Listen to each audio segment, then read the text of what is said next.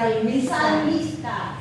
So lahat may mga gampanin, no? May mga gampanin tayong lahat. Para naman, siyempre, yung mga tungkulin na inaakit sa atin ni Amang Yahweh ay dapat ipagpasalamat natin yan. Amen ba? Kasi ibig sabihin yan, biyaya yan eh. Amen ba? Ano naman ang mga biyaya?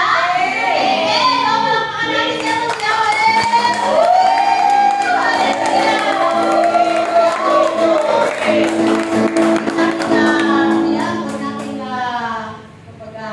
Huwag natin babaliwalain, no? Pahalagahan natin yung mga tungkulin na yan, no? At praise the Lord, meron lang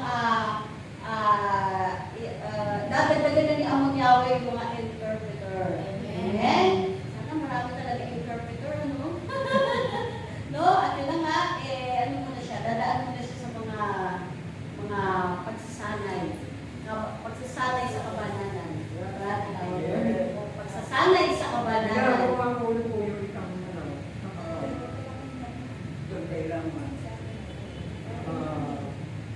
Pag-member doon yung mga ganda namin tapos pakikinggan na ako sila yung mga video tatapusin nila. Ako panonood nila. Doon sila mag-aaral sa mga video. Dami mo kasi sinesend yung sa mga warriors. Hindi ko alam kung ano doon eh. Sa SB. Wala na ako pa ng panood ba eh. House of Warrior. Opo, House of Warrior. Ang dami mong sinesend doon. Sa Messenger. House of, ano yun? House of Warriors. Prayer Warrior. Prayer Warriors. Ilan pala kami may tatakot pag hinatapan mo yung pwede pala na. Dami sineselebrado na ng video, mga holy movie. Kaya lang, wala talaga akong time manood. Nakikita ko lang yung video natin. Kaya lang talaga sa dami ng mga trabaho mo, wala ka lang.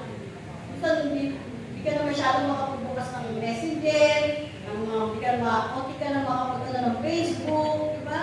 Kaya nga hindi ka na makapagbukas. Kung meron ka may time, Doon ka pa lang. yun ang magandaan ka. Yung technique na yun, meron ka ng time na wala kang time. Kaya nga gumawa na rin ako ng GC kasi mahirap mag-forward ng isa-isa ng message, di ba? Alam mo kami lang ni Ate lagi nag-uusap, i-forward ko pa kay ano, ibabag ko pa kay ano. Ayan. Para isang usapan na lang, di ba? Talagang masyado tayong mga kabisahan talaga. Talaga yung oras natin. Kaya mali naman yun, kaya sa ating taan. Talaga ng mga bawat oras natin. Amen? Dahil ang oras ay parang hinihina araw-araw. Amen?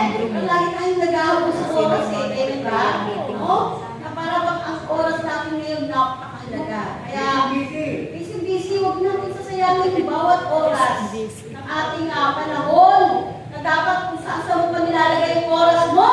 Ibigay mo ng oras mo kay Amang Yahweh! Amen ba? Amen! Malakas naman ang po! Amang Yahweh! Praise Yahweh! Yung iba dyan, ang oras na nila nilalagay sa scatter. Yung mga hapon nila sugal, kung saan nila nilalagay yung mga oras nila, nasayang yung mga kaperahan nila, no? Pero hindi nila nakikita ano ba yung mahalaga, no? So dapat alam natin yung mahalaga sa ating buhay ngayon. Amen? Siyempre, ano ang pinakamahalaga sa ating buhay? Siyempre, sino ang pinakamahalaga? Si Amang Yahweh! Amen ba? Amen ba? Amen ba? Amen ba?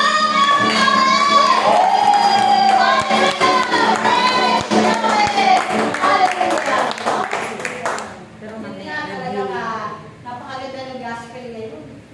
No? Bigyan ng kaaway. No? Kaya nga, yung kaaway daw natin, ano yung number 1 na pampaamo? Hinihikian mo lang. Amen. Kahit na yung kaaway mo, hindi mo naman inaaway, pero lagi nang usama pagkasalubong mo. Hinihikian mo lang. Di ba? Hinihikian mo! Para yung, ano yan, pagbago, lumayos mo sa espiritu. Alam mo, ilalabas yung pangin.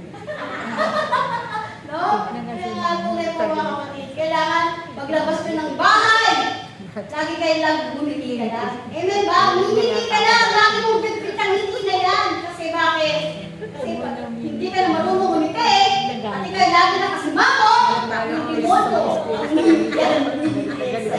Oh, siyempre, tatawanan ka lang ng demonyo. Amen? So, kailangan hinihitian mo lang para yung demonyo maging busagot.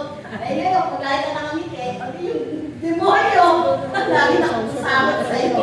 Hindi ka masilipan eh, amen? Eh, sa ating space, lagi nakangiti yan. Diba? Hindi na ubusan ng ngiti yan. Diba? Kahit nakabilaan yung mga problema, kabilaan yung mga pagsubok, lagi lang tayo nagditi. Amen ba? At yak yun, natunay po mga kapatid. Biyaya! Bubuhos na! Amen ba? Bubuhos na mga Pilipinos! Bubuhos na ba? Amen! Nakasama na po!